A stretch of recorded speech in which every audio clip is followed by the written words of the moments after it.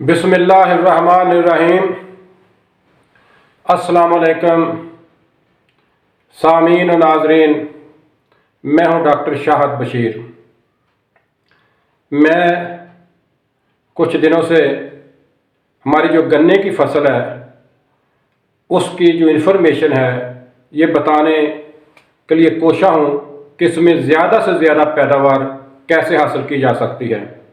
आज जो मेरा स्टेप है वो है इसकी नई अक़साम है। गन्ने की नई अक़साम निकालना कोई आसान काम नहीं है। हमारे मुख्तलिफ़ सूबों में, पंजाब में, सिंध में और खैबर पख्तूनख्वा में इस पे रिसर्च सेंटर हैं जिस पे काफ़ी काम हो रहा है और हो चुका है। इसमें कोई पंजाब में कम बेश को 30 अक़साम निकाली जा चुकी हैं। ऐसे ही खैबर पख्तूनख्वा में कुछ 20, ऐसे सिंध में कोई 20 के करीब इस पर नई अक़साम निकाली जा चुकी हैं। ये बताना आपके लिए ज़रा इन्फॉर्मेशन के तौर पर मैं ज़रूरी समझता हूँ कि जब नई हम किस्म निकालते हैं तो उसके जो क्रॉसिंग है, मेल और फीमेल का क्रॉसिंग करके फिर हम नई किस्म निकालते हैं। लेकिन शुगर केन में, गन्ने की फसल में यहाँ फ्लावरिंग नहीं होती क्योंकि जो इसका एटमॉस्फेयर है इसके फेवरेबल नहीं है। यहाँ इसमें से फूल ही नहीं निकलते। ये हम फल जो है ये बाहर के मुल्कों से इंपोर्ट करते हैं या रिक्वेस्ट बेस पे हमारे जो तल्लक बने होते हैं इंस्टीट्यूट एक दूसरे के आपस में, वहाँ से फल हम मंगाते हैं। जो फल है ये गन्ने का बीज होता है।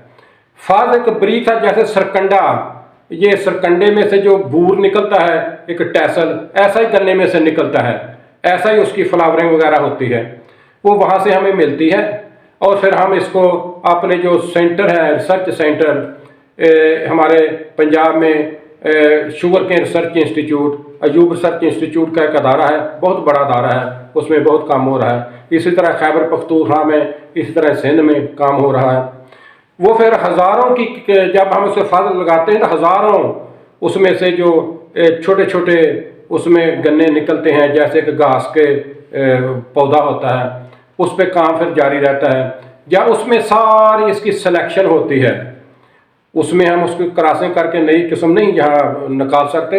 हमने अपने ग्रीन हाउस भी बना के देखे हैं लेकिन उसमें कामयाबी हमें नहीं मिली। हमने इधर मरी में कोई बना के देखे हैं, उसमें से फ्लावरें निकलती है, क्रॉसिंग में निकलती है, लेकिन वहाँ उसके जो बीज बनता है या गन्ना जो बनता है वो ब्रीक है। ब्रीक गन्ने को हमारे ज़िम्मेदार लोग पसंद नहीं करते। यहाँ मोटे गन्ने को वो पसंद किया जाता है और फिर उस गन्ने को पसंद किया जाता है जिसमें शुगर भी, उसकी रिकवरी भी अच्छी हो। शुगर मिलों वाले भी उसे पसंद करते हैं और उसमें रटून जो है, मोटा होना बहुत ज़रूरी है। एक दो मोटे जो है ना वो होने चाहिए, तो फिर ही उसको ज़िम्मेदार पसंद करते हैं। अदरवाइज़ अगर जिसको मोटे की क्रॉप नहीं उसकी बनती तो ज़िम्मेदार उसको पसंद नहीं करते। तो हमारे जो है नई अक़साम लगानी चाहिए ज़िम्मेदारों को। हमारे शुगर मिलें हैं, उन्होंने भी अपने फार्म बनाए हुए हैं, आप वहाँ से भी आप अक़साम ले सकते हैं। ये जो रिसर्च इंस्टीट्यूट है मुख्तलिफ सूबों में, वहाँ से भी ले सकते हैं। कोशिश करें नया भी लगाएं और बीमारियों से पाक लगाएं। इसमें बीमारियां बहुत सी लगती हैं जो मैं आगे एक वीलॉग में आपको बताऊंगा। इसकी बीमारियां कौन सी हैं, उससे एहतियात बरतनी चाहिए। इस पर स्प्रे वगैरह तो बीमारियों के नहीं हो सकता क्योंकि बहुत बड़ी फसल हो जाती है। जब इस पर बीमारियां वगैरह लगती हैं स्प्रे करना बड़ा मुश्किल है। तो एरियल स्प्रे हमारे जो स्प्रे है वो उतनी होता क्योंकि ज़िम्मेदारों के पास इतना ज़्यादा एरिया नहीं होता, थोड़ा थोड़ा एरिया होता है। इसलिए हमें ऐसी अक़साम लगानी चाहिए जिन पर मुख्तलिफ़ किस्म की बीमारियां नहीं होती, कीड़े मकोड़े का अटैक कम होता है। तो कोशिश करें कि ये अच्छा बीज किसी न किसी तरीके से हासिल करें, फिर आप उसको लगाने की कोशिश करें। हमारे कई बड़े ज़िम्मेदार हैं, उनके पास भी अच्छा बीज होता है, तो आप कुछ उसको संभाल कर रखें। जिसको भी बीज लगाना है पहले उसको संभाल कर रखें। जो अच्छी फसल है आपकी उसको अलहदा करके रख लें ताकि आप उसका बीज इस्तेमाल कर सकें। जब आपने उसका बीज इस्तेमाल करना है तो वहाँ से काट कर आपने लाना है, उसको छीलना नहीं है दरांती वगैरह से, ताकि उसकी जो है ना आंखें ना उसकी ज़ाया हो जाएं। ये गन्ने के तकरीबन को 3 पोर्शन, वो एक ऊपर वाला, एक दरमियान वाला, एक जो नीचे वाला जड़ों के पास होता है। जो नीचे वाला जड़ों वाला पोर्शन होता है उसमें शुगर ज़्यादा होती है, दरमियान वाले में कम होती है, जो टॉप पोर्शन है उसमें सबसे कम होती है। सबसे ज़्यादा जो अगाव है वो टॉप पोर्शन में होता है, क्योंकि उसमें शुगर है वो ग्लूकोज फार्म में होती है। जो ही जब गन्ना अगाव होता है तो वो अगर नीचे वाले पोर्शन को आप अगाव करेंगे तो वो उसके जो सुक्रोज उसकी बनी होती है पहले वो तब्दील होगी ग्लूकोज में, फिर वो जाके तो वो उसे शगुफे को मिलेगी, फिर शगुफा उसमें उसका फुटाव उसका मुकम्मल होगा। इसी तरह जो टाव वाला पोर्शन है वो होती ग्लूकोज है, सुक्रोज अभी नहीं बनती, वो जल्दी से उसका फुटाव मुकम्मल हो जाता है। ऊपर वाले पोर्शन को अपने ज़ाया नहीं करना। कई लोग जो चारा जो जानवरों को खिलाने के लिए 2-3 मट्टियाँ उसकी जो है ना बीच में ले लेते हैं, वो मट्टियाँ बहुत अहम है, उसको अपने ज़ाया नहीं करनी, वो गन्ने के बीज के तौर पर उसको रखना है। अगर आपके पास तो केन प्लांटर है फिर तो उसमें आपने गन्ने उसमें डाल देंगे, वो चलता जाएगा। गन्ने पीछे आदमी बैठे होते हैं उसमें वो उसके गन्ने डालते जाएंगे, वो टुकड़े कर करके वो उसमें डालता जाएगा सियाड़ों में। अगर आपने इंडिविजुअली तौर पर लोगों के साथ लगाना है, अगर बड़े पैमाने पर लगाना है तो बेहतर है कि 2-2 गन्ने इकट्ठे डालते जाएं, सीधे गन्ने, जहाँ टुकड़े फिर उसके बाद में एक टोका लेकर उसको टुकड़े करते जाएं। तकरीबन हर समा जो है उसमें 2 आंखों वाला, ज़्यादा से ज़्यादा 3 आंखों वाला हो, इससे ज़्यादा ना हो, क्योंकि जब गन्ने का फुटाव मुकम्मल होता है तो उसे मुकम्मल पहले करने के लिए उसको पानी की ज़रूरत होती है। दोनों साइडों से पानी वो लेता है, इब्ज़ॉर्ब करता है। अगर लंबे गड्ढे उसमें डाल देंगे तो उसका फटाव सही नहीं होगा, पानी इब्ज़ॉर्ब नहीं कर सकेगा। टुकड़े करना बहुत ज़रूरी है इसको, क्योंकि अगर टुकड़े ना होंगे तो पानी फिर अंदर नहीं जा सकेगा।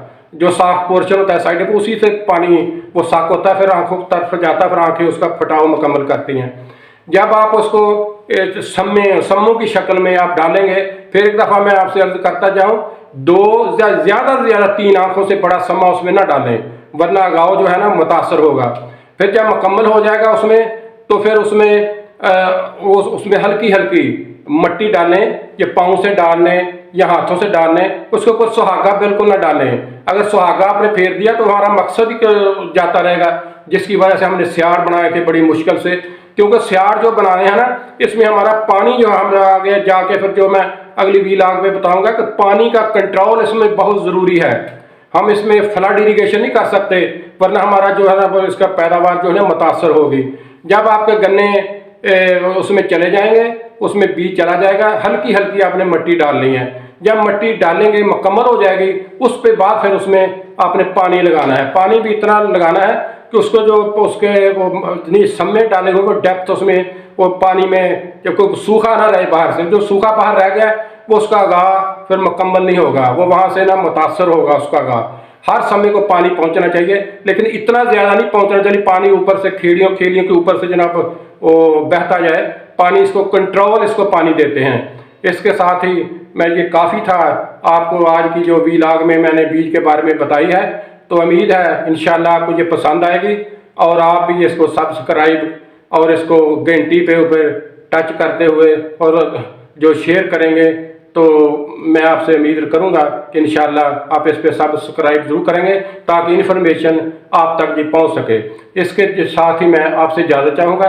अल्लाह हाफिज़।